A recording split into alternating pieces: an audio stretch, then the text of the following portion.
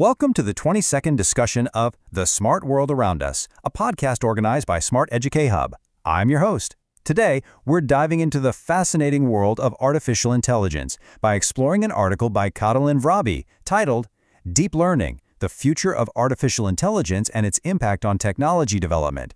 A link to the full article is waiting for you in the description below. Okay, let's dive into this. You hear about AI everywhere, right?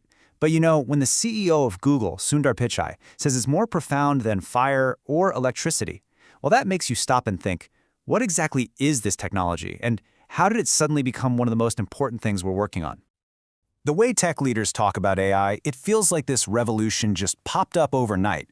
But the truth is, this is a story with a very long history, one that's full of huge ambitions, some pretty crushing failures, and, finally, one absolutely game-changing idea. To really get what's happening right now, we have to rewind the clock. We're going back to the mid-20th century, to Dartmouth College, where a small group of scientists got together to literally dream up the future. This ambitious group gathered to figure out how to create real, true artificial intelligence. And their vision was just staggering. They laid out these 4 massive goals for what they called thinking machines. I mean, think about this. They weren't just trying to build better calculators, they wanted to build machines that could actually think the way we do. They dreamed of computers that could reason through a game of chess, understand all the little nuances of our language, navigate a room, and see the world like we do. The ambition was just incredible. But, and it's a big but, that ambition very quickly ran headfirst into a brick wall of reality. The road to making this happen was filled with these cycles of huge hype followed by just crushing disappointment. They found out pretty fast that these problems were way harder than they had ever imagined. Progress would stall, the funding would dry up, and the whole field would enter these bleak periods they nicknamed AI winters. And the first big winter was triggered by something that seemed kind of simple: machine translation. So early systems could swap words pretty well, but they had no idea what the words actually meant, the real semantics of the language. This famous example says it all. You take a common phrase, translate it to Russian, and then back to English, and you get nonsense. The machines had zero context, and because of failures just like this one, the money and the belief in AI just evaporated. Okay, so after that big failure, researchers tried something else. They decided to limit AI to these tiny little controlled micro-worlds. And one of the most famous examples was a chatbot called Eliza that acted like a psychotherapist. Looking at this conversation, it seems pretty convincing, right? Eliza really appears to be understanding and having a thoughtful chat. But Eliza was basically just a clever parlor trick. It was programmed to recognize certain key words and just spit back rearranged sentences. If you went even slightly off script, the whole illusion just fell apart.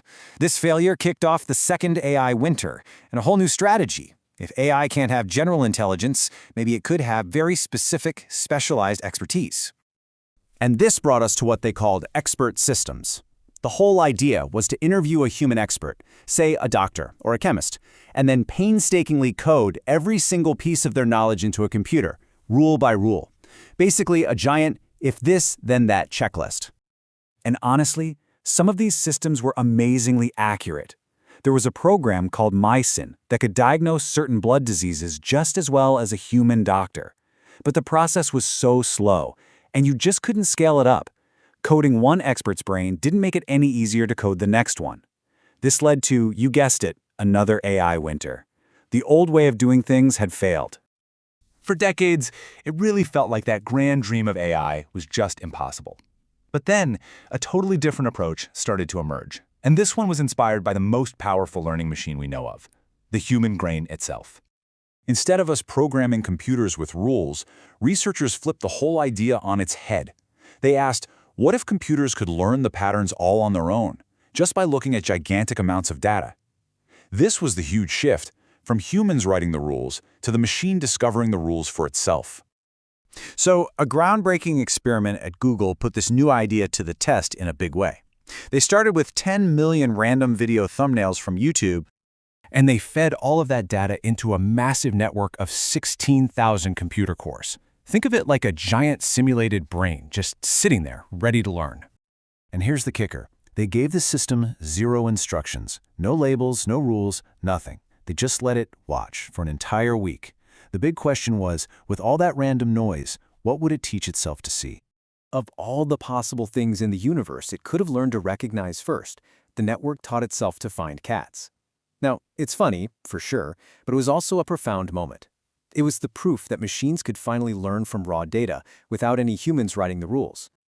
That cat finder experiment proved that machines could learn without human experts. This was the breakthrough that finally ended the AI winners for good and kicked off the incredible revolution that we're all seeing today. So here's the crucial point. This technology isn't stuck in the lab anymore. It's already woven into our daily lives. From the price Airbnb suggests for a rental, to Google Photos finding your friends in a picture, to the headlines BuzzFeed uses to get clicks, it's all powered by deep learning. The latest AI models, like GPT-4, are now showing what you could almost call superhuman reasoning. Just look at the sheer range of what it can do. It's not just good at one thing. It's scoring in the top percentiles on the SATs, it's acing advanced college exams, and it's even passing the US medical licensing exam. But this really isn't just about passing tests or replacing human tasks. The real goal, and where this is all going, is to create a totally new kind of partnership between humans and machines. So what's the big takeaway here?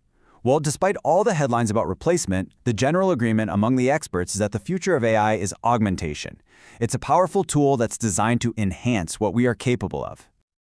We're already seeing this partnership in action. Grandmasters in chess and Go now use AI to discover strategies that humans had never even thought of. So as this technology starts to amplify our own skills in every field, from medicine to art, it leaves us with one really fascinating question to think about. That's all for our 20-second discussion. Thank you for joining us. If you enjoyed this explainer, please like and subscribe to the Smart-EDU Hub channel to be the first to enjoy our new podcasts. And remember, the link to the full article we discussed today is in the description below. Goodbye for now.